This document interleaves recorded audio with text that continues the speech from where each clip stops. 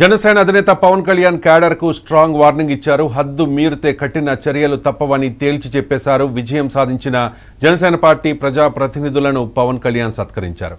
ఈ సందర్భంగా పవన్ కళ్యాణ్ జనసేన నాయకులను ఉద్దేశించి కీలక వ్యాఖ్యలు చేశారు. తాను రౌడీజాన్ని సహించబోనంటూ పార్టీలోని కొందరు నేతలకు అర్థమయ్యేలా స్పష్టమైన హెచ్చరికలు జారీ చేశారు పవన్ కళ్యాణ్. వైఎస్ఆర్ కాంగ్రెస్ పార్టీ వాళ్ళెవరూ తమకు శత్రువులు కారన్న పవన్, వాళ్లు మనకు ప్రత్యర్థులు మాత్రమేనన్నారు. వైసీపీ వాళ్లు చేసిన తప్పులు చేయొద్దని, కక్ష సాధింపులకు దిగొద్దని హితవు పలికారు. వ్యక్తిగత దూషణలకు దూరంగా ఉండాలని పార్టీ శ్రేణుల్ని కోరిన జనసేనాని భావంలో ఉండాల్సిన తీవ్రతను భాషలో చూపించనక్కర్లేదన్నారు. పరుష పదాలు, తీవ్ర పదజాలం వాడాల్సిన అవసరం లేదని పార్టీ నాయకులకు సూచించారు. పార్టీని పటిష్టం చేయడానికి నియోజకవర్గాల్లో క్షేత్రస్థాయిలో అందుబాటులో ఉండాలని జనసేన నాయకులను పవన్ కళ్యాణ్ ఆదేశించారు. జనవాణి కార్యక్రమం నిర్వహించాలని, పార్టీ కేంద్ర కార్యాలయంలోనూ ఒకరోజు ఉండాలని సూచించారు. దీనివల్ల ప్రజల కష్ట నష్టాలను తెలుసుకోవడానికి అవకాశం కలుగుతుందన్నారు పవన్ కళ్యాణ్. గెలిచిన ఎమ్మెల్యేలు అధికార దుర్వినియోగానికి పాల్పడవద్దని, అధికారుల్ని ఇబ్బంది పెట్టే పదజాలం వాడొద్దని, దయచేసి కుటుంబ సభ్యుల్ని ప్రభుత్వ కార్యక్రమాలు, రివ్యూల్లో పాల్గొనకుండా కంట్రోల్ చేసుకోవాలంటూ పార్టీ నాయకుల్ని పవన్ కోరారు. అలానే సోషల్ మీడియా వేదికగా సొంత పార్టీ నేతలపై పోస్టులు పెడుతున్న క్యాడర్కు కూడా స్ట్రాంగ్గా వార్నింగ్ ఇచ్చారు. అలా చేస్తే ఎంతటి వారైనా, ఎంత నమ్మకమైన వాళ్ళనైనా వదులుకుంటానంటూ సంచలన వ్యాఖ్యలు చేశారు. ఇందుకీ పవన్కు అంత కోపం తెప్పించిన ఘటనలేంటి? ఎవరిని ఉద్దేశించి పవన్ కళ్యాణ్ ఈ వ్యాఖ్యలు చేసినట్టు? సొంత పార్టీ ఎమ్మెల్యేలపై పవన్కు కంప్లైంట్ ఇచ్చింది ఎవరు? మిత్రపక్షాలని విమర్శించొద్దన్న పవన్ కళ్యాణ్ వ్యాఖ్యల్లో ఆంతర్యం ఏంటి? ఇదే అంశం మీద వాళ్ళ స్పెషల్ డ్రైవ్లో డిస్కస్ చేద్దాం. ఈ డ్రైవ్లో మనతో పాల్గొంటూ ఉన్నారు శాంతిప్రసాద్ గారు, high court advocate and Janasena party senior నాయకులు. నమస్కారం శాంతిప్రసాద్ గారు. నమస్కారం. నమస్తే వర్మ గారు. నా పేరు రవిశంకర్ అండి. మీరు పేరు మర్చిపోయారు. Right right okay okay okay. తర్వాత మీ అధినేత, మన డిప్యూటీ సీఎం పవన్ కళ్యాణ్ క్యాడర్ను ఉద్దేశించి కాస్త ఘాటుగానే, అంటే ఆయన మాటల్లో నాకు ఆవేదన కనిపించింది, ఆవేదనతో పాటు కోపం కూడా కనిపించింది. ఆ మాటలు ఏంటో ఒకసారి విందాం. ఒకసారి బయట ప్లీజ్. దీన్ని మీరు లోతుగా తీసుకొని, ముఖ్యంగా మన నాయకులు కొద్దిమంది చెప్తున్నాను, దయచేసి రౌడీజాన్ని నమ్మకండి. మెత్తగా ఉన్న నాయకుల మీద, ఏం మాట్లాడిన నాయకుల మీద మీరు వచ్చి మాట్లాడాలి కానీ తిట్టడాలు కానీ చేస్తే నాకు ఆ భయాలు లేవు. మీరు అది గుర్తుపెట్టుకోండి. వైసీపీ లాంటి ఒక గుండా పార్టీని ఎదుర్కొని వచ్చిన వాడిని మీరు నన్ను బెదిరించగలరా? మీరు ఆలోచించండి. కొంచెం లోతుగా మీరు అధ్యయనం చేయాలి దాన్ని. ఎందుకంటే మాట కావాల్సిన సంస్కారం కావాలి. ఇక్కడ మీరు కూర్చోబెట్టి బెదిరించేసి సామాజిక మాధ్యమంలో మన నాయకులు మీరే తిడతా ఉంటే నేను మిమ్మల్ని వదులుకోవడానికి సిద్ధంగా ఉంటాను. గుర్తుపెట్టుకోండి. మీరు నాకు ఎంత లాయలిస్టులు వ్యక్తిగతంగా అయినప్పటికీ కూడా, మీరు నా కమిటెడ్ లాయలిస్టులు అయినప్పటికీ కూడా, ప్రజాస్వామ్యానికి విఘాతం కలిగించిన, రౌడిజం చేసిన నేను వదులుకోవడానికి సిద్ధంగా ఉంటాను. దయచేసి దీన్ని మీరు మంచి మనసుతో అర్థం చేసుకోండి. అది నేను మాట్లాడినప్పుడు ఎందుకు చాలా తీవ్రంగా ఉంటుంది, చాలా గట్టిగా మాట్లాడతాను. దయచేసి దీన్ని మీరు లోతుగా తీసుకొని, ముఖ్యంగా మహిళా నాయకురాలను ఎవరన్నా సరే సామాజిక మాధ్యమాల్లో కించపరిచిన ఒక మాట అన్నా, మనందరినీ మనం సంస్కరించాలి అనుకున్నప్పుడు మనమే సంస్కారహీనంగా మాట్లాడితే అలాంటి వ్యక్తులని మీరు చాలా బలంగా మీ నిర్ణయం తీసుకోండి. మీ నిర్ణయం వెనక నేను ఉంటాను. అవకాశం ఇవ్వండి మారటానికి. తప్పదు అనుకున్నప్పుడు మీరు పార్టీలో నుంచి కూడా మీరు వెళ్ళిపోవాల్సి వస్తే వెళ్ళిపోనివ్వండి. ఇబ్బంది పడదు. నన్ను ఏదో తిట్టేస్తే భయపడిపోతాను, నేను లేకపోతే ఇక్కడ గెలవం, పంచాయతీ ఎన్నికలు రావచ్చు, మున్సిపల్ ఎన్నికలు రావచ్చు, నా సత్తా ఏంటో అనుకునే వాళ్ళందరికీ కూడా ఏంటంటే సంతోషం. నేను అక్కడ దెబ్బతింటానికి సిద్ధంగా ఉంటాను తప్ప కాంప్రమైజ్ అవ్వడానికి సిద్ధంగా ఉన్నాను. ముఖ్యంగా మన నాయకులు కొద్దిమంది చెప్తున్నాను. సో పవన్ కళ్యాణ్ వ్యాఖ్యలు కొంతమందికి నచ్చి ఉండకపోవచ్చు. ఎందుకు అంటే ఎన్నికల ఫలితాల తర్వాత ఆయన వైఖరిలో మార్పు రాలేదు, అది ముందే వచ్చింది. ఎవరైనా పొత్తు పెట్టుకునే విషయంలో కానీ, లేకపోతే సీట్ల కేటాయింపులో కానీ సలహాలు ఇస్తూ ఉంటే కూడా అప్పుడు అలాగే కామెంట్ చేశారు. మీరు ఇటువంటి సలహాలు ఇస్తూ ఉంటే, నా వ్యూహాన్ని మీరు తప్పుపడుతూ ఉంటే మిమ్మల్ని ఖచ్చితంగా వైఎస్ఆర్ కాంగ్రెస్ పార్టీ కోవర్టులుగానే పరిగణించాల్సి వస్తుందని చెప్పి అప్పట్లో పవన్ కళ్యాణ్ అన్న మాటలు చాలా సంచలనమయ్యాయి. సో ఇప్పుడు అధికారంలోకి వచ్చిన తర్వాత కొంతమంది అక్కడక్కడ కొన్ని ఘటనలు మీ దృష్టికి కూడా వచ్చి ఉంటాయి. దీనికి సంబంధించి ఒక కాన్ఫ్లిక్ట్ కమిటీ కూడా వేశారు, అజయ్ కుమార్ అనుకుంటా, దానికి చూస్తూ ఉన్నారు. సో రీసెంట్గా మనం చూసాం, హద్దు మీరితే కఠిన చర్యలు ఉంటాయి, దయచేసి ప్రభుత్వ నిర్ణయాలని, విధానాలని ఎవరు కూడా విమర్శించొద్దు అని చెప్పి నిర్ణయం చెప్పారంటే సొంత పార్టీ నాయకుల్ని విమర్శించొద్దు, దాంతోపాటుగా మిత్రపక్షాలు టీడీపీ అండ్ బీజేపీ ఈ రెండు పార్టీల నాయకుల్ని తక్కువ చేసి చూడవద్దు అని చెప్పారు. ఎందుకు పవన్ కళ్యాణ్ ఇంత జాగ్రత్త పడుతూ ఉన్నారు? ఇప్పుడు టీడీపీ వాళ్ళు కానీ బీజేపీ వాళ్ళు కానీ నాకు తెలిసి వేరే నాయకులు ఎవరు కూడా ఇన్ని ఇన్స్ట్రక్షన్స్ ఇవ్వట్ల క్యాడర్కి కానీ లేకపోతే నాయకులకు కానీ. పవన్ కళ్యాణ్ ఏదో చాలా వ్యూహాత్మకంగా అడుగులు వేస్తున్నట్టు కనిపిస్తోంది. ఏంటి ఆ వ్యూహం? ఎందుకు అంత జాగ్రత్త పడుతూ ఉన్నారు శాంతిప్రసాద్ గారు? రవిశంకర్ గారు ప్రాబ్లం ఉందా నాకు కొద్దిగా మాటలు, కానీ మీరు చెప్పిన మాట యొక్క అర్థం సారాంశం అర్థం చేస్తున్నాను. పవన్ కళ్యాణ్ గారు జనసైనికుల్ని హెచ్చరించలేదు, తీవ్రంగా మండలం చేయలేదు. మాకు అర్థమైంది ఏంటంటే ఇప్పటి వరకు జరిగింది ఒక ఎత్తు, ఇక్కడి నుంచి జరగాల్సింది ఒక ఎత్తు. వినపడుతుందండి? మీరు మాట్లాడండి. ఇప్పటి వరకు జరిగింది ఒక ఎత్తు, ఇప్పటి నుంచి జరగాల్సింది మరొక ఎత్తు. ఉద్దేశం గా కనబడుతున్నది. క్షేత్ర స్థాయిలో ఉన్న జనసేన నాయకులకు చేసుకున్నట్టుగా కనబడుతుంది. అది తీసుకోవటం కన్నా పార్టీ నిర్మాణం మీద ఇక నుంచి భవిష్యత్తులో మనం చేయాల్సిన పనులు. ఇందాక మనము ప్రతిపక్షంలో ఉన్నాము, అధికారాన్ని మనం చూడలేదు. ఇప్పుడు అధికారంలో ఉన్నాం, మనము ఇంకా ప్రతిపక్షం ఉన్నట్లు సమంజసంగా మనం అధికారంలో ఉందని బాధ్యత పెరగాలి. అది క్షేత్రస్థాయి నుంచి కూడా పై స్థాయి అందరికీ ఆ బాధ్యత ఉండాలని మనలో చెప్పుకుంటూ వచ్చి పై స్థాయిలో మేము బాధ్యతను అక్రమంగా ప్రయత్నం చేస్తూ ఉంటాం. తాను ఉదాహరణగా బాధ్యతను స్వీకరించి మంత్రిగా రకంగా కార్యాచరణ చూపిస్తున్నాడు. చూపిస్తూ క్లారిటీ లేదు, ఒకసారి చూడండి.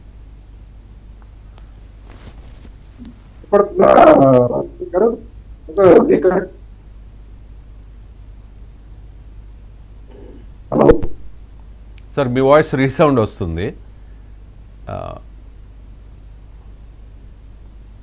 రీకనెక్ట్ అవ్వండి సార్. ఈ లోపల నాకు తోచింది నేను చెప్తాను. సో పవన్ కళ్యాణ్కి చాలా ఈ లోపల రీకనెక్ట్ అవ్వండి. మా వాళ్ళు రీకనెక్ట్ చేస్తున్నారు. Sorry for the inconvenience. So Janasena అధినేత పవన్ కళ్యాణ్ చాలా స్ట్రాంగ్గా వార్నింగ్ ఇచ్చారు. శాంతిప్రసాద్ గారు చెప్తూ ఉన్నారు అంత స్ట్రాంగ్ కాదు అని చెప్పి. నాకు గతంలో అంటే పవన్ కళ్యాణ్ ఉద్దేశించి పెళ్ళాల గురించి జగన్మోహన్ రెడ్డి మాట్లాడుతుంటే చెప్పు తీసి మరీ పవన్ కళ్యాణ్ ఒక టైంలో వార్నింగ్ ఇచ్చారు కదా, ఆ స్థాయిలో వార్నింగ్ కాదు. కానీ ఈ వార్నింగ్లో ఆవేదన కనిపించింది. ఎందుకు ఇంత కష్టపడి 100% స్ట్రైక్ రేట్తో 21కి 21, 2కు 2 ఎంపీ స్థానాల్ని మనం గెలుచుకున్నాం. అంబానీ ఇంట పెళ్లికి వెళ్తే కూడా అక్కడ హేమాహేమీలైన వాళ్ళందరూ కూడా Pawan Kalyan centre of attraction అయితే అడిగారట. 100% స్ట్రైక్ రేట్ దేశంలో ఎవరికీ సాధ్యం కాలేదు, మీరు చరిత్రను తిరగరాశారు, మీ వ్యూహం ఏంటంటే ఒక చిన్న చిరునవ్వుతో ఆయన సమాధానం చెప్పిన పరిస్థితి. ఆ వ్యూహం ఆయనకే తెలుసు, షణ్ముఖ వ్యూహం. సో అంత ఘన విజయం సాధించిన తర్వాత సెలబ్రేషన్స్ చేసుకోవాల్సిన పరిస్థితుల్లో కూటమి విజయంలో కీలక పాత్ర వహించిన జనసేనలో అంతర్గత వ్యవహారాలు అంటే ఆధిపత్య పోరు అంటే నియోజకవర్గాల్లో అంటే with in the party. For example చాలా నియోజకవర్గాల్లో జనసేన అండ్ టీడీపీ నాయకుల మధ్య కాస్త అభిప్రాయ భేదాలు ఇప్పటికే ఉన్నాయి. అటువంటి అభిప్రాయ భేదాలు ఉండవద్దనే మిత్రపక్షాలని విమర్శించవద్దు అని చెప్పి పవన్ కళ్యాణ్ పదే చెబుతూ ఉన్నారు. కానీ విత్ ఇన్ ద పార్టీ అంటే నాయకుల మధ్యే ఈ ఆధిపత్య పోరు, ఇది స్టార్టింగ్లో కంట్రోల్ చేయకపోతే అది ఇంకా ఎక్కువ డ్యామేజ్ చేస్తుంది. కాబట్టి చాలా వ్యూహాత్మకంగా ఓపెన్గా తన క్యాడర్కి వార్నింగో వాటెవర్ ఏదో ఒకటి ఆదేశము జారీ చేసిన పరిస్థితి. దీని మీదే చర్చ జరుగుతోంది. ఎందుకు అంత సీరియస్గా కంట్రోల్లో పెట్టాలని పవన్ కళ్యాణ్ చూస్తూ ఉన్నారు? అంటే భవిష్యత్తులో జరగబోయే అనర్థాలని ఏమి ముందుగా ఊహించి అలాంటివి జరగకూడదని చెప్పి ఎందుకు జాగ్రత్త పడుతూ ఉన్నారు అనే దాని మీద మనం మాట్లాడుతున్నాం. శాంతిప్రసాద్ గారు మళ్ళీ మనతో కనెక్ట్ అయ్యారు. శాంతిప్రసాద్ గారు కంటిన్యూ చేయండి ప్లీజ్. ఇందాక చెప్పినట్టుగా అది దిశానిర్దేశం మాత్రమే తప్ప హెచ్చరికలు కాదు, ఇతరత్ర వ్యవహారాలు కాదు. ఇక్కడ ఏంటంటే ఈ రోజు మేము అధికారం ఉన్నాం కాబట్టి మేము చాలా బాధ్యతతో కూడిన విధంగా మేము ప్రవర్తించాలి కార్యకర్తలు. ఇది క్షేత్ర స్థాయిలో కూడా పై స్థాయిలో ఉన్న అంత సహాయము సహకారము ఒకరితో ఒకరు ఇచ్చిపుచ్చుకునే ధోరణి కింద స్థాయిలో కూడా కనపడాలి. కనపడినప్పుడే ఈ కూటమి సక్సెస్ అవుతుంది.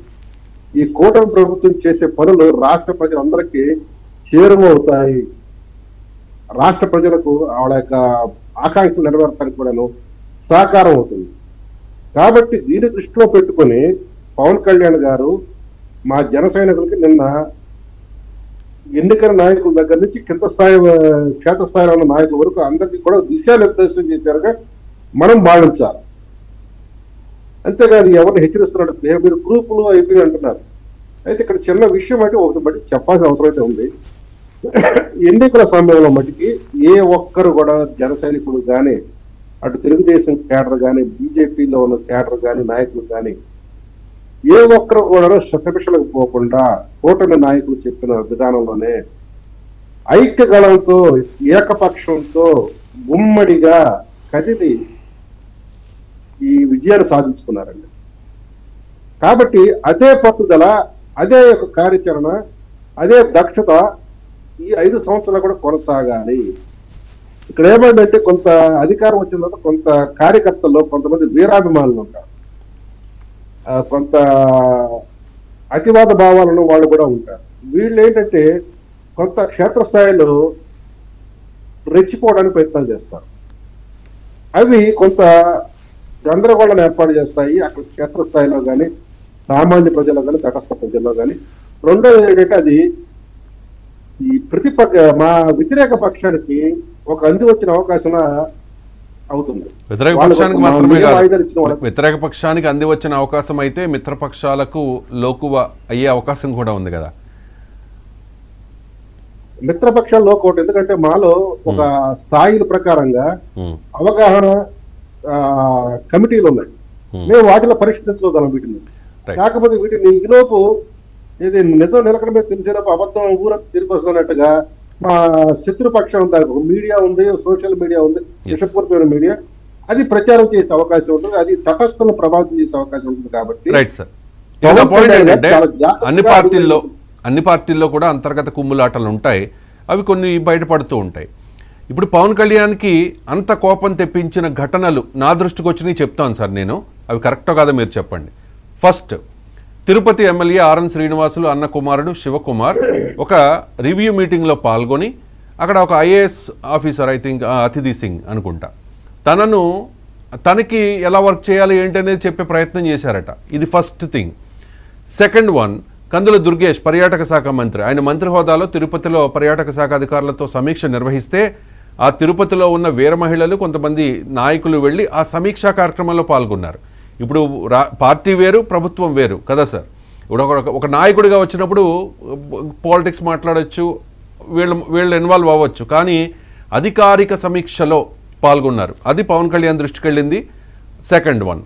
థర్డ్, రాజోల్లో ఈ మధ్యకాలంలో మీ దృష్టి కూడా వచ్చే ఉంటుంది, ఈ పక్కన రాజోల్లో జనసేన నాయకులే రోడ్డు మీద పడి తన్నుకున్నారు, అది కూడా ఆగ్రహం వ్యక్తం చేశారు. అండ్ ఇంకొకటి, వీర మహిళలను ఉద్దేశించి కొంతమంది తప్పుడు పోస్టులు పెడుతూ ఉన్నారు అని చెప్పి ఆల్రెడీ అది మెన్షన్ చేశారు పవన్ కళ్యాణ్ గారు, మహిళల్ని కించపరిచే విధంగా పోస్టులు పెట్టద్దు అని చెప్పి.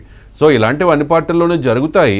బట్ ఏంటంటే అధినేతే చాలా స్పోర్టివ్గా, I mean sportive in the sense అంటే మా పార్టీలో ఏం జరగట్లేదు అని చెప్పి కప్పిపుచ్చకుండా ఓపెన్గా భవిష్యత్తులో జరిగే అనర్థాలను ముందే ఊహించి ఆయన వీటిని అన్నింటినీ కూడా తగ్గించే ప్రయత్నం ఆయన చేస్తూ ఉన్నారు. కుటుంబ సభ్యులను కానీ, అంటే నేను వారసత్వ రాజకీయాలకు వ్యతిరేకం కాదు, కానీ అంటే ఇప్పుడు ఒక ఎమ్మెల్యే లేకపోతే ఒక ఎమ్మెల్సీ లేకపోతే ఒక ఎంపీ వాళ్ళ కుటుంబంలో ఉన్న వాళ్ళని అధికారిక సమీక్షల్లో కూర్చోబెడితే తప్పుడు సంకేతం వెళుతుంది అని చెప్పి ఇండైరెక్ట్గా ఇది మిత్రపక్షాలకు కూడా సూచన చేసినట్టే. ఏమంటారు శాంతిప్రసాద్ గారు? పవన్ కళ్యాణ్ గారు తన దృష్టిలోకి వచ్చిన ప్రతి అంశాన్ని స్పష్టమైన నిర్దిష్టమైన విధానంలో జనసేన కేడర్కి చెప్పారు. జనసేన కేడర్తో పాటు సామాన్య ప్రజలకు కూడా ఆ స్పష్టమైన మెసేజ్ వెళ్ళేలాగా చెప్పారు. ఇక మీరు చెప్పిన అంశాలు ఉన్నాయి సార్, ఉదాహరించిన అంశాల్లో మొదటగా చెప్పిన 2 అంశాలు, ఇది తిరుపతి సంఘటనే కానీ మా కందుల దుర్గేష్ సంఘటన చూసిన తర్వాత ప్రభుత్వ కార్యక్రమాల్లో మేము పాల్గొనాల్సిన అవసరం లేదు. జనసైనికులు అక్కడ ఎవరు పాల్గొవాలి? ఎమ్మెల్యేగా ఎన్నికైన వాళ్ళు, ఆ ప్రోటోకాల్ చెందిన వ్యక్తులు మాత్రమే పాల్గొవాలి. అవకాశమే కాదు సార్, అసలు రైట్ కూడా లేదు, రైట్ లేదు, అసలు పాల్గొనే రైట్, పాల్గొనాల్సిన అవసరమే లేదు, అవసరము లేదు, రైట్ కూడా పాల్గొనకూడదు. పాల్గొనకూడదు. ఇది మా జనసేన కొంత అర్థం చేసుకోవాలి. ఇప్పుడు మా ఎమ్మెల్యే ఉంటారు, మా ఎంపీ గారు ఉంటారు. మా ఎంపీ గారి ప్రాంతం మేము వెళ్ళాము అక్కడికి. ఉదాహరణకి వెళ్ళినప్పుడు ఆయన ప్రభుత్వ అధికారులతో ఏదైనా రివ్యూ చేస్తున్నాం అనుకోండి, మేము చొరబడి గదిలోకి వెళ్ళకూడదు. ప్రభుత్వ అధికారులతో డిస్కస్ చేస్తున్నారు అన్నప్పుడు మేము వెళ్ళకూడదు అక్కడికి. మాకు మేము సమయం పాటించుకోవాలి. మేము ఆ సమావేశం ముగిసే వరకు మేము వెయిట్ చేయాలి. మేము మా ఎంపీ గారితో కలవాలి అనుకున్నాం మచిలీపట్నంలో. అట్లాగే ప్రతి ఎమ్మెల్యేకి సంబంధించి కానీ ప్రతి మంత్రికి సంబంధించిన వారిని కానీ మా జన సైనికులందరూ కూడా ఇదే యొక్క లైన్ పాటించాలి. ఇది పవన్ కళ్యాణ్ గారు చెప్తున్న భావనల ఉద్దేశం. మనం ప్రభుత్వ కార్యక్రమాల్లో జన సైనికులు కానీ ఇతరులు కానీ తలదోర్చకూడదు, కుటుంబ వారసు అసలు తలదోర్చకూడదు. ఉదాహరణకి నేను ఒక జనసేన మీడియా ప్రతినిధిగా ఉన్నా. మీరు డిబేట్ పిలిచారంటే మీడియా ప్రతినిధిగా నా బదులు నా కొడుకు వచ్చి డిబేట్ చేస్తారంటే అది అంగీకారయుక్తమా? ఎలా చేయంగా సార్? కాదు కదా. అదే మరి అలాగే ఒక ఎమ్మెల్యే వెళ్లాల్సిన అధికారిక సమావేశానికి ఎమ్మెల్యే బంధువు వెళ్ళటం కానీ ఇంకా మంత్రి పాల్గొంటున్న అధికారిక సమావేశంలో ఆ కార్యకర్తలు జన సైనికులు పాల్గొనడం కానీ అది ఎంత మాత్రం ఆమోదయోగ్యం కాదు. ఈ యొక్క తేడాని ఇప్పుడు ఎందుకంటే జనసేన కార్యకర్తలు కానీ జన సైనికులు కానీ ఇది కొత్త అనుభవాలు కాబట్టి పవన్ కళ్యాణ్ గారు చెప్తున్నారు. దాన్ని వాళ్ళకి స్పష్టంగా అర్థమయ్యేలా చెప్తున్నారు. ఆ చెప్పడంలో ఆయన అంతరంగంగా చెప్పకుండా బహిరంగంగా చెప్తున్నారు. ఎందుకంటే ఆయన ఏదైనా సరే దాచుకునే మనస్తత్వం లేదు, దేన్నైనా ప్రేమకుల్లాగా మాట్లాడతారు. కాబట్టి అందులో మనం తప్పు పట్టాల్సిందే లేదు. ఇక్కడ జన సైనికులు మాత్రమే సంయమనం పాటించాలా, అధికారిక సమావేశం ఏంటి, పార్టీ పరమైన సమావేశం ఏంటి అనే స్పష్టమైన తేడాలను బట్టి స్పష్టంగా గమనించాలి. జనసేన అధినేతగా ఆ హోదాలో ఆయన పార్టీ కాబట్టి, ఆయన అధినేత కాబట్టి ఆ క్యాడర్కి చెప్తూ ఉన్నారు. మిత్రపక్షాల్లో ఎవరైనా ఆ తప్పు చేసినా కూడా డిప్యూటీ సీఎం హోదాలో కూడా చెప్తారా? మీకు కొన్ని సంఘటనలు జరిగినాయి, నేను ఉదాహరణ చెప్తాను. చెప్పండి. అధికారులు జరిగినాయి, మీడియాలో కూడా వచ్చిన వార్తలు. ఒక మంత్రి గారి భార్య ఒక ఎస్ఐ గారిని దూషించిన దాన్ని చంద్రబాబు నాయుడు గారు సహించలేదు, పిలిచి మందలించారు. Ramprasad Reddy transport minister. Okay sir, open గా చెప్పొచ్చు, తప్పే ఉంది. రాంప్రసాద్ రెడ్డి ట్రాన్స్పోర్ట్ మినిస్టర్, వాళ్ళ వైఫ్ ఎస్ఐని బందోబస్తుకు రాలేదే అని చెప్పి ఓ రుబాబు చేస్తే అది చంద్రబాబు నాయుడు గారి దృష్టికి వెళ్తే ఇమ్మీడియట్ గా పద్ధతి మార్చకపోతే ఇబ్బంది అవుతుందంటే ఆయన క్షమాపణ చెప్పుకోవాల్సి వచ్చింది మంత్రి గారు. చెప్పండి సార్. ఇప్పుడు మా పవన్ కళ్యాణ్ గారు చెప్పింది కూడా అదే, భావం జనాలకు వెళ్ళాలి కానీ భాష కాదని. కాబట్టి నేను ఆ భాషలో ఆ పేర్లు మాట్లాడుతున్నా, భావం జనాలకు వెళ్తుంది కాబట్టి నేను పవన్ కళ్యాణ్ గారు తీసిన గీతంలోనే మాట్లాడుతున్నాను. రెండోది, ఒక ఎమ్మెల్యే గారు ఈ మధ్య ఒక అనుమతులు లేవన్న బిల్డింగ్ కూర్చోడానికి ప్రొక్లైన్ ద్వారా వెళ్ళారు. అవునండి. దాన్ని కూడా చంద్రబాబు నాయుడు గారు చాలా తీవ్రంగా మందలించారు. తిరువూరు ఎమ్మెల్యే కొలికపూడి శ్రీనివాస్. చెప్పండి. అది మీ ఇష్టం, మీరు చెప్పుకోండి. నేను చెప్తాను, అది చెప్పడంలో మాకేమీ ఇదేం లేదు, నేను చెప్తాను. అంటే నేను ఉదాహరణ చెప్తున్నా. చంద్రబాబు నాయుడు గారు కూడా అటువంటి విధానాలను సహించడం అని స్పష్టమైన సంకేతాలు తన యొక్క పార్టీ వ్యక్తులకు కానీ తన ఎమ్మెల్యేలకు కానీ స్పష్టంగా ఇవ్వడం జరిగింది. ముఖ్యమంత్రి, ఉప ముఖ్యమంత్రి ఈ ఇద్దరు రాష్ట్రానికి రెండు కళ్ళు లాంటి వాళ్ళు. వాళ్లే తమ క్యాడర్కి ప్రవర్తన ఎలా ఉండాలి అనే దాన్ని దిశానిర్దేశం చేస్తున్నప్పుడు క్యాడర్ తమ అధినేతల మాటలు విని ఆ హద్దుల్లో ఉంటే ఇటువంటి పొరపచ్చాలు రావు. కాబట్టి ఒక పార్టీ ఏదైతే రెండో పార్టీకి కార్యకర్తలు చెప్పాల్సిన అవసరం లేదు, అటువంటి పరిస్థితి కూడా రాదు. అండ్ ఇంకొకటి మీరు చెప్పగలిగితే చెప్పండి, మీకు ఇన్ఫర్మేషన్ ఉంటే, మీకు అభ్యంతరం లేకపోతే. కొంతమంది నాయకుల మీద పవన్ కళ్యాణ్ గారు నిన్న సన్మానంతో పాటుగా ఇంకో వేరే ట్రీట్మెంట్ కూడా, అంటే కొంతమంది మీద అవినీతి ఆరోపణలు వస్తూ ఉన్నాయి, మిత్రపక్షాల నుంచి మాకు కంప్లైంట్స్ ఉన్నాయి, దయచేసి అటువంటి కంప్లైంట్స్ చెయ్యొద్దు, ఎవరిని బ్లాక్మెయిల్ చెయ్యొద్దు, రౌడీయిజం చెయ్యొద్దు, కక్షపూరిత ధోరణి విడనాడండి అని చెప్పి ఒక ఇద్దరు ఎమ్మెల్యేల మీద సీరియస్ అయ్యారు అనేది జరుగుతున్న ప్రచారం. ఆ ఇద్దరు ఎమ్మెల్యేలు ఎవరు అనేది నాకు తెలుసు, నేను అంటే చెప్పకూడదు అనుకుంటూ ఉన్నాను. మీరు కూడా మీకు చెప్పాలనిపిస్తే చెప్పండి, లేకపోతే పేర్లు చెప్పలేకపోతే ఎందుకు పవన్ కళ్యాణ్ గారు వారి మీద అంతలా సీరియస్ అయ్యారు అనేది చెప్పగలుగుతారా? ఆ వ్యక్తుల పేర్లేంటో నాకు తెలియదు వాస్తవానికి. ఇప్పుడు మీరు చెప్తారు కాబట్టి నేను గమనిస్తున్నాను. అయితే ఒక విషయం అంటే స్పష్టంగా చెప్పండి. మాకు ఆ పార్టీని కానీ, తెలుగుదేశం పార్టీని కానీ, బీజేపీ కానీ, కూటమి ప్రభుత్వాన్ని ప్రజలు ఆహ్వానించింది గత నిరంకుశ పాలన గత రాక్షస పాలన, గత రాజ్యాంగ విరుద్ధమైన పాలన, Yes. ప్రజాస్వామ్య హక్కులను ఉల్లంఘించిన పాలన, అవినీతి అక్రమాలు, భూదందాలు చేస్తున్న పాలనకు వ్యతిరేకంగా మార్చారు. వారి పట్ల విరక్తి చెంది, Yes. విరక్తి కన్నా అసహ్యం చెంది Hmm. చాలా తీవ్రమైన శిక్ష వాళ్ళకు వేస్తూ మాకు తీవ్రమైన గౌరవాన్ని ఇస్తూ ఇచ్చారు.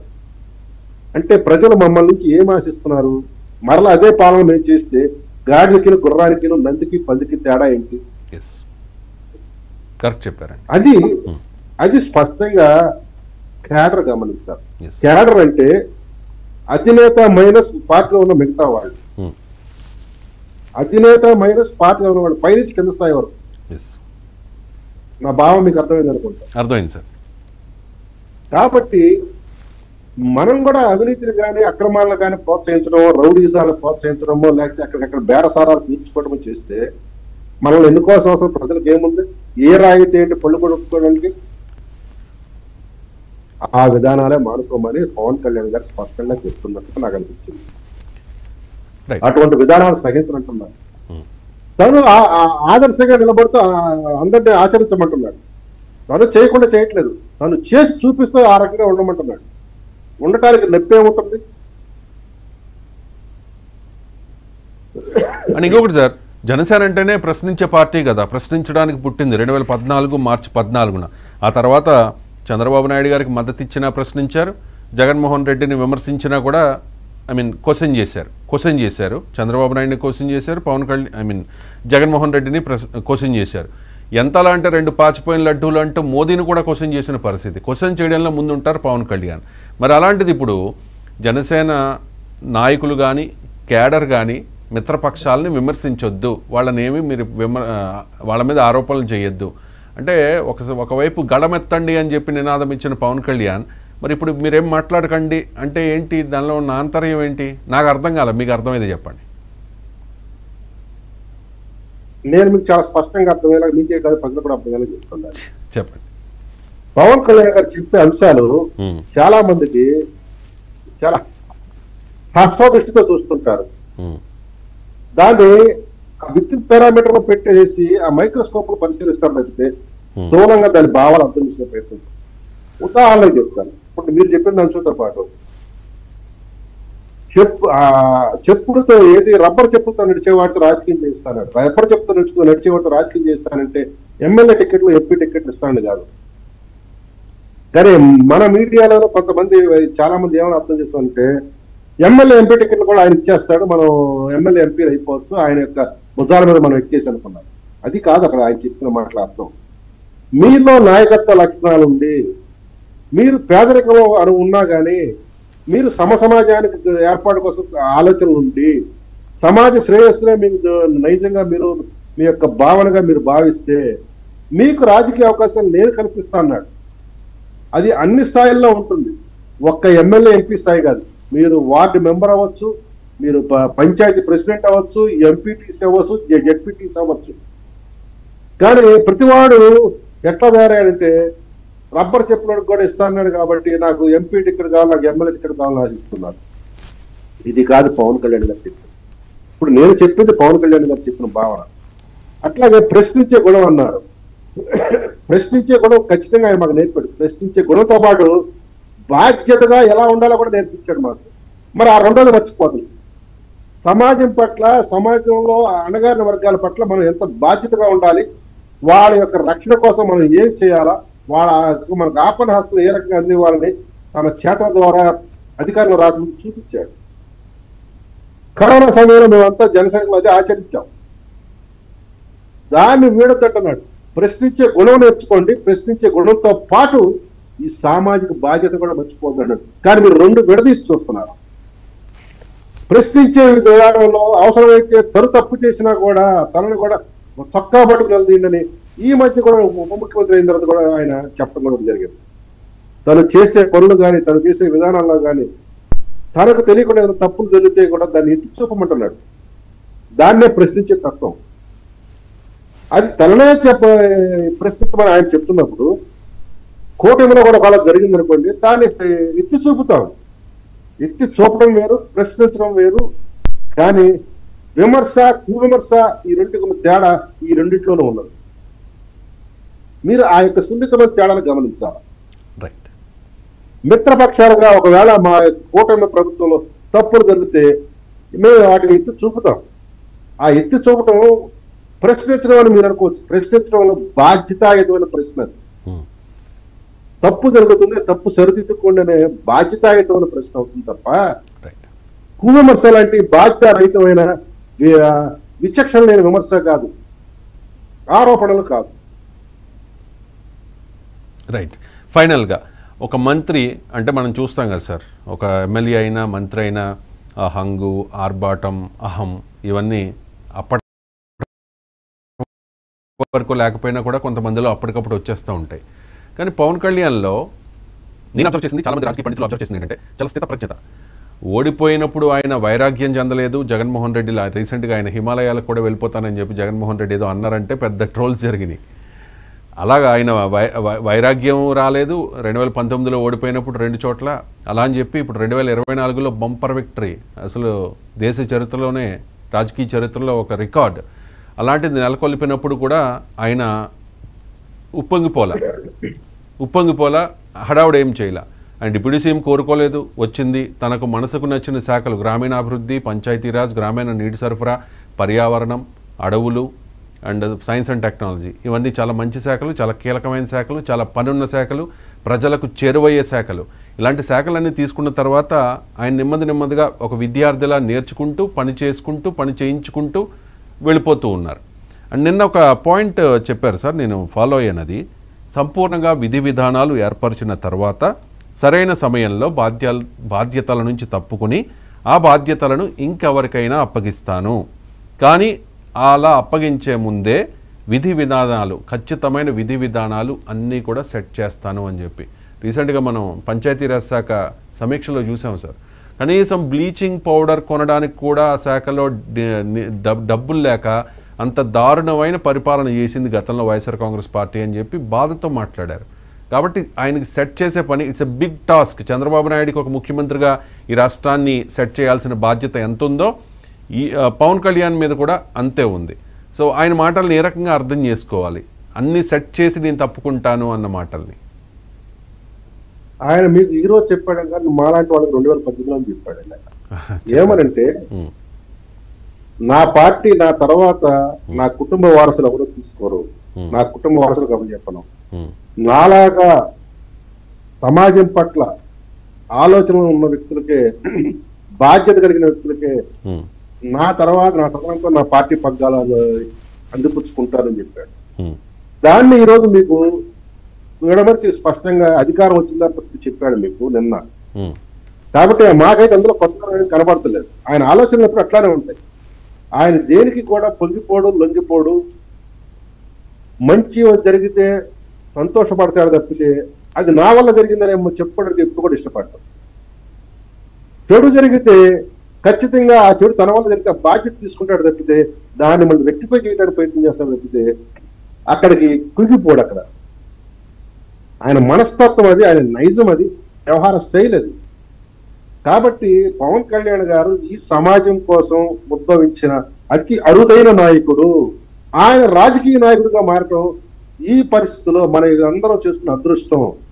అది రాజకీయాలు కాకుండా ఇతరత్ర నాయకత్వంగా అతను అదే సినిమాలో కట్టి చదువుతున్నా లేకపోతే ఇంకెతరత్ర ఫీల్డ్లోకి వెళ్ళినట్టయితే ఒక మంచి నాయకుడిని ఈ సమాజం కోల్పోయేది.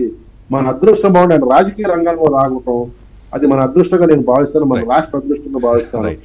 ఆయన ఆలోచన ధోరణితో జన సైనికులందరూ కూడా కొనసాగుతూ ముందుకు వెళ్ళాలని భావిస్తాను. రైట్. ఫైనల్గా ఈ విజయాన్ని చూసి విర్రవీగిపోతున్న కొంతమంది జనసేన నాయకులకి, కార్యకర్తలకి మీరు ఇచ్చేదేంటి ఆ పార్టీ సీనియర్ నాయకుడిగా, ఒక పెద్దగా? అసలు జన సైనికులు కానీ జనసేన నాయకులు కానీ ఎవరు విర్రవేగట్లేదు. వీళ్ళందరికీ ఇప్పుడు బాధ్యత పెరిగింది. ఎట్లా బాధ్యత పెరిగింది? చెప్పిన మాట కాదు కదండి శాంతిప్రసాద్ గారు, ఇదేదో నేను చెప్పిన మాట కాదు కదా. విర్రవేగడం ఇన్ ద సెన్స్ కొంతమంది హద్దు మీరుతూ ఉన్నారు అని చెప్పి, ఆయన హద్దు మీరుతున్నారు అని ఆయన చెప్పారు, నేను విర్రవేగడం అని చెప్పి రెండు ఒకే పదాలు. అదే హద్దు మీరుతున్నా, క్రాస్ లిమిట్స్ చేస్తున్నా. ఓకే ఓకే, ఆ పదానికి అర్థం వేరే అని మీరు అనుకుంటే నేను ఖచ్చితంగా విత్డ్రా చేసుకుంటాను. లిమిట్స్ క్రాస్ చేస్తున్నా, హద్దులు హద్దులు మీరుతున్న అంటే ఒకసారి జనసేనానికే తెలిసి తలనొప్పి తెలియక తెప్పిస్తోన్న జనసేనానికే తలనొప్పి తెప్పిస్తోన్న కొంతమంది చాలా మీరు చెప్పే కొద్దిమంది పదాలకు నాయకులకు మీరు అంటే చెప్పేదేంటి? మీరు చెప్పే పదాలకు అర్థం నేను వివరించి చెప్తాను. విర్రవేగటం అంటే బుద్ధిపూర్వకంగా చేయటము, హ్మ్. హక్కులు మేరకు అంటే తెలిసి చేయొచ్చు, తెలియకపోవచ్చు, ఒక్కోసారి అవగాహన లేకుండా కూడా చేయొచ్చు. ఇందాక కొంతమంది కార్యకర్తలు ప్రభుత్వ కార్యక్రమాల్లో కూర్చున్నారు, అది అవగాహన లేక ఓకే ఓకే అక్కడ కొద్దిగా హద్దు మీరారు. హ్మ్. కాబట్టి తేడా చాలా స్పష్టంగా ఉంది. హ్మ్. కాబట్టి విర్రవేగటం అనే ఆలోచన మా జనసైనికులు ఎవ్వరికీ ఉండదు. ఉంటే వాడు పార్టీని బట్టి ఖచ్చితంగా కొనసాగడు, అది బట్టి నిర్దిష్టము. దాని మీద ఇప్పుడే కాదు, ఎప్పుడో దిశాంతరం చేశారు పవన్ కళ్యాణ్ గారు. ఈరోజు అధికారంలో వచ్చినప్పుడు కాదు, అధికారం రాకముందు కూడా దిశాంతరం చేసి నాతో ఉన్నవాడే నావాడు అని కూడా స్పష్టంగా చెప్పడం జరిగింది. ఆనాడు ఆ బాగా అర్థం మీకు అర్థం కాదు, ఇప్పుడు మీకు అర్థమైతే అర్థం కావచ్చు. ఒకటేగా చెప్తున్నాం, మాకు బాధ్యత బాగా పెరిగింది. రేపు రాబోయే 5-10 సంవత్సరాల్లో పార్టీ నిర్మాణం చేసుకోవాల్సిన బాధ్యత మా మీద ఉన్నది. ప్రస్తుతం 21 స్థానాలకు మేము నిలబడ్డాము. రేపు అవసరమైతే ఇంకా ఎక్కువ స్థానాలకు పోటీ చేయాల్సి వచ్చినప్పుడు మా యొక్క క్రమశిక్షణ ఉండాలా, నిర్మాణాత్మకమైన పార్టీ సంస్థాగత నిర్మాణం ఉండాలా, దానిపై దృష్టి పెడుతూ, దానితో పాటుగా ప్రజా సమస్యల మీద ఎక్కడెక్కడ స్థానికంగా దృష్టి పెడుతూ, అధికారులకు సహకరించి అధికారుల యొక్క విధులకు మనం భంగం కల్పించకుండా వాళ్ళకి సహకారం అందించే రీతిలో ప్రజా సమస్యలను అధికారుల దృష్టికి, తద్వారా ప్రభుత్వం దృష్టికి తీసుకెళ్లేలా ప్రవర్తించమని మటుకు మాత్రమే సందేశం ఇచ్చారు ఆయన. Right sir, thank you so much అండి శాంతి ప్రసాద్ గారు ఈ విషయం మీద క్లారిటీ ఇచ్చినందుకు. సో అది భవిష్యత్తులో ప్రజల నుంచి కానీ మిత్రపక్షాల నుంచి కానీ ఎటువంటి ఇబ్బందులు రాకుండా జనసేనాని డిప్యూటీ సీఎం పవన్ కళ్యాణ్ చాలా వ్యూహాత్మకంగా అడుగులు వేస్తూ ఉన్నారు. సో కొంతమంది శృతి మించి